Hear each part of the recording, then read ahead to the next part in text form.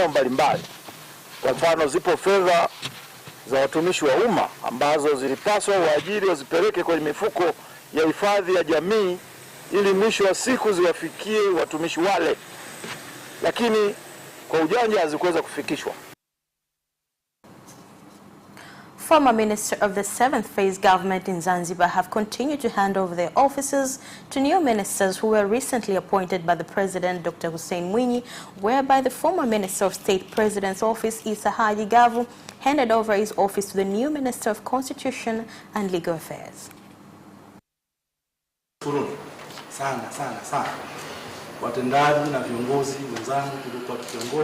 I commend you, all leaders whom we've been leading in the President's office and chair of the Revolutionary Council for the entire period I was minister.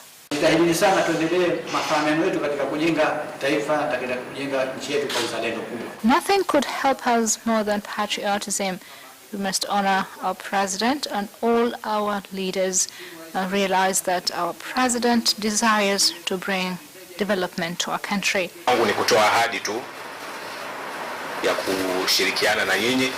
I promise to work with you and work closely so as to fulfill our agenda. I would like to insist upon the importance of teamwork, working as a team.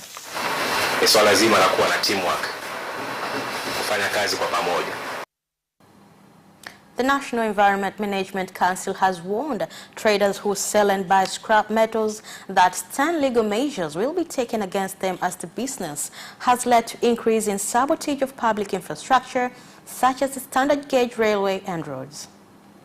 So hapa tumekuja kwenye kituo cha polisi Mlandizi kwa ajili ya kukagua chuma chakavu. We've come to inspect scrap metal which was part of SGR railway infrastructure. This is a hazardous substance and requires permit to move it. Ni kwamba chuma chakavu kiko katika kundi la taka hatarishi.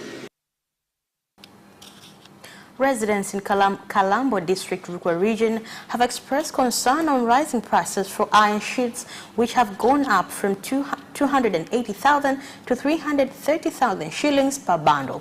They have urged the government to intervene on the situation. The price has gone up. We used to buy at 280,000. Today it is at 330,000. We must be able to buy at a low price. This is a big challenge. We ask the government to look into this. Problem is tax related, then tax should be amended. We've heard about this today. We will look into this and see where the problem lies. Na kushauri namna ya kushughulikia tatizo la kupanda kwa simenti ndivyo tunavyokwenda na kushughulikia upatikanaji wa bati. Nazo zimekwama wapi? And that is the end of the national news. International news comes next after the break.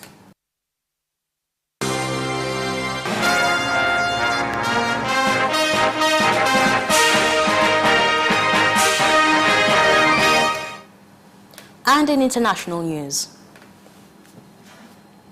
Donald Trump has said he will leave the White House if the Electoral College certifies Joe Biden as the winner of the November 3rd presidential election, the closest the United States president has come to conceding the contest. After a Thanksgiving video conference with the members of the U.S. military on Thursday, the president was asked if he would leave the White House if the U.S. president-elect Joe Biden officially wins the Electoral College vote. Electoral College voters are scheduled to meet on December 14th to vote on the outcome of the presidential race in their states. The European Union has written to the government of Uganda calling for an investigation into the violence that occurred during the protest on 18th and 19th November this year, demanding the release of presidential candidate Bobi Wine that led to the death of 50 people. The Directorate of CID is actively investigating those cases, trying to establish whether there are more numbers of deaths and what were the causes. 21 Kenyans have been detained by police after they were arrested at the Jomo Kenyatta International Airport in Nairobi, where they were found with fake COVID-19 certificates. The incident has occurred at a time when United Arab Emirates has listed Kenya as among 13 countries denied entry visas due to security reasons. The Ministry of Health in Rwanda has said Rwanda is among many nations around the world which have requested to be given the coronavirus vaccine that will initially be given to health workers, the elderly from 65 years, workers along borders areas, and those with chronic diseases. The first recipient of the vaccine will be health workers, people over 60 years and above, those suffering from chronic illnesses, border officers and airport staff. I believe that the coming of the aircraft from Israel is not the first or the last. It is clear that a lot of tourists from Israel will be visiting Rwanda. And that is the end of international news. Business comes next after the break.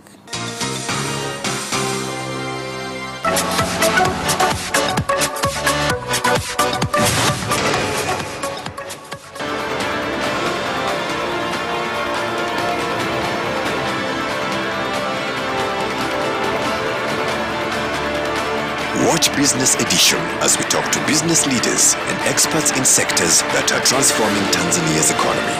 We believe that the driver is the customer. To change the mindset of traditional HR to the digitalization. Make sure that everybody can get some access to financial services. And once we understand the vision of our leaders, we then need to be behind them and help them in achieving that vision. Business have involved mercantile operations, trade guilds, or shared agricultural production, infrastructure, construction, financial sectors, tourism, and mining. Business Edition on Friday at 8:15 p.m.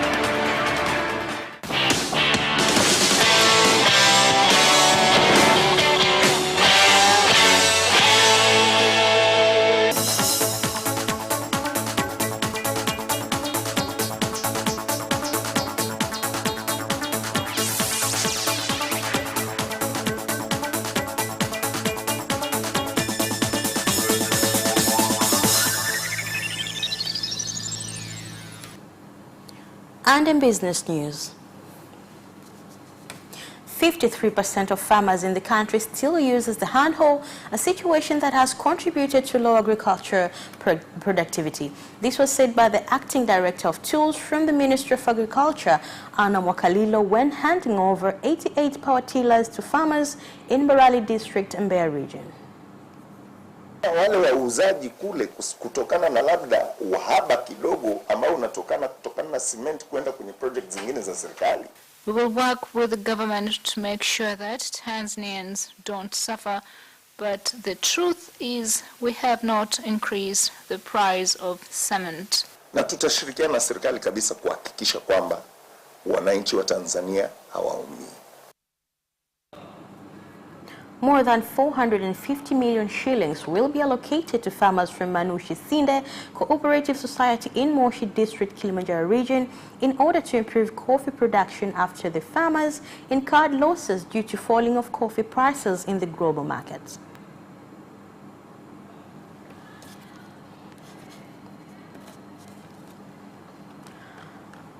Tanzania Cashew Nut Board has called on farmers whose crops have started to flower to continue taking care of their cashews so that they can be sold at the auction in their buying season.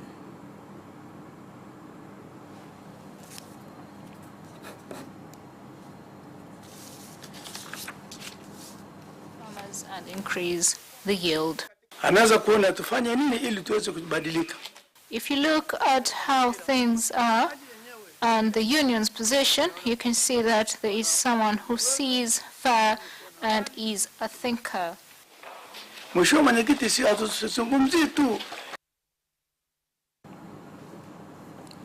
And that is the end of business news. Sports comes next after the break. Good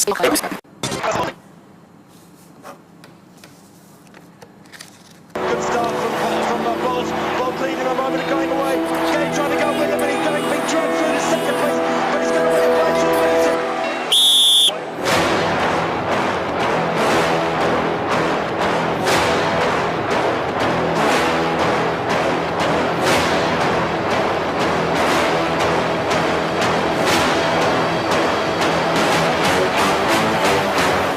position, Joaquinho. He did lose to Lendl.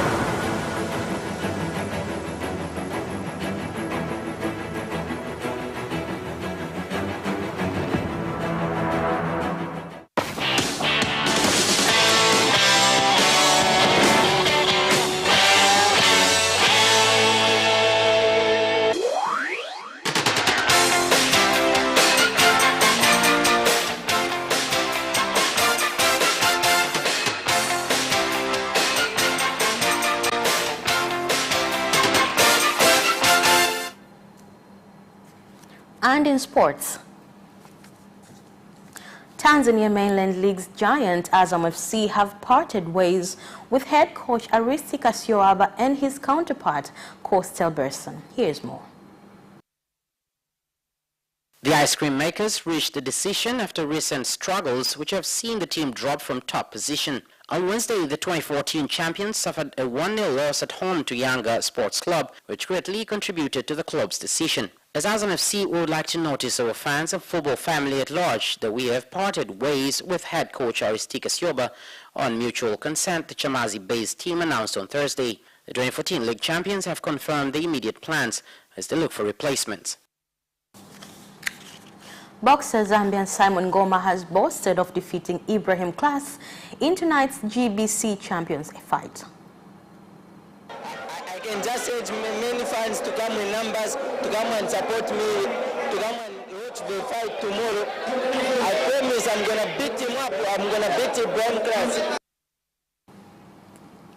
Mourners and police clashed at the funeral of Diego Maradona as thousands gathered to bid farewell to the football legend on Thursday. Here's the story. The Argentina and Napoli great, who underwent brain surgery earlier this month, died of natural causes at the age of 60 on Wednesday. His body is lying in honor at Casa Rosada, the presidential mansion in the heart of Buenos Aires, during 3 days of national mourning in his homeland. Maradona's coffin was strapped with Argentina's national flag and football shirt, which beared his trademark number 10 on the back. The wake was scheduled to last for 10 hours, with the first few reserved for Maradona's family and former teammates. The UK cybersecurity agency is assisting Manchester United over a cyber attack earlier this month, which has left the football club unable to yet fully restore their computer system. Here are more details.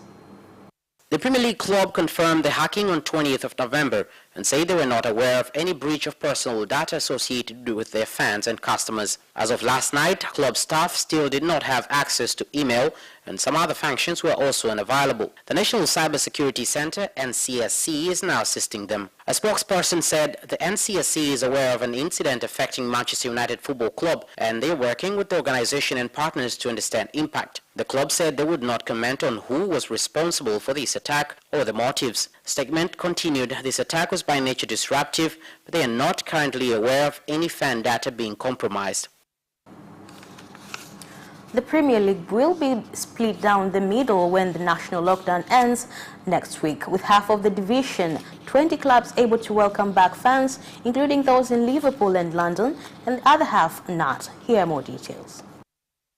After the government announced new tiering measures for England yesterday, 10 top-flight clubs were placed in the strictest category, Tier 3. In the Premier League, no fans will be allowed at Aston Villa, Burnley, Leeds, Leicester City, Manchester City, Manchester United, Newcastle, Sheffield United, West Brom or Wolves. The other 10 clubs in the top division can allow up to 2,000 supporters into stadiums because they fall into Tier 2 restrictions. They include Arsenal, Brighton, Chelsea, Crystal Palace, Everton, Fulham, Liverpool, Southampton, Tottenham and West Ham.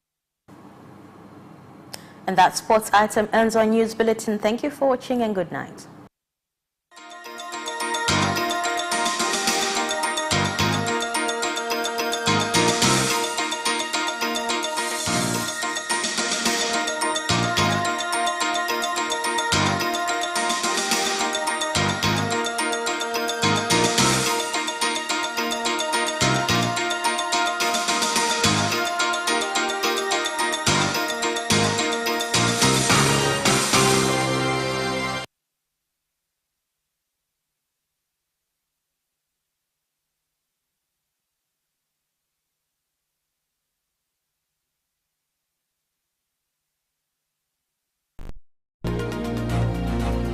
Karen, tell us, how has it been going at this year's festival? Well, the turnout, Vanessa, is amazing as it is. Thomas, hello. Nice to be there with you. What is the purpose of this meeting and who will be in attendance? Talking about how African countries can stop relying to a large extent on... We are definitely seeing a lot of deeply political films, either directly treating a political issue or with a political subtext. Don't miss the live special report between Capital Television and Dashwell Television at 9:30 p.m.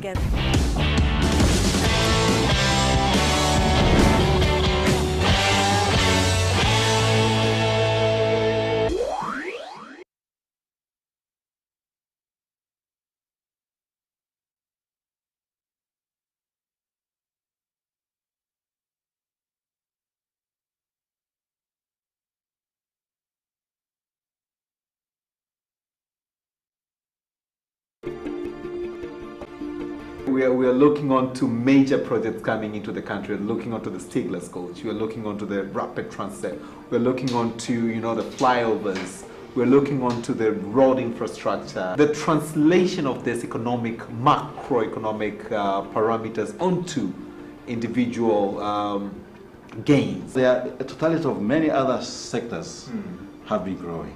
Now, how does this translate into people's pockets? Correct. I think that's where people begin to look at a single indicator. Okay. But there are many other indicators which are very basic that you could use. Single indicator. Okay.